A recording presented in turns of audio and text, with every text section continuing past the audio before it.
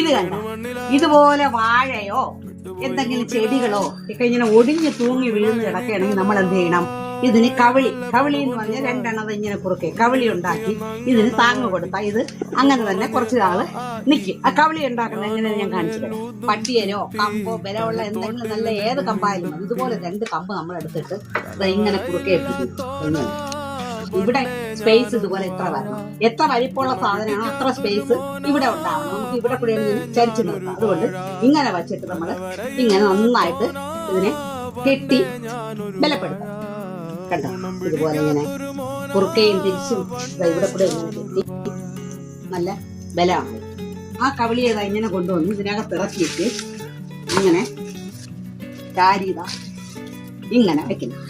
ഇതുപോലെ ഇരിക്കും. കണ്ട, നല്ല സ്ട്രോങ് ആയിട്ട് ഇവിടെ ഇങ്ങനെ ഇരുന്നത് വിളയുന്നത് വരെ ഇതിവിടെ ഇങ്ങനെ ഇരിക്കും.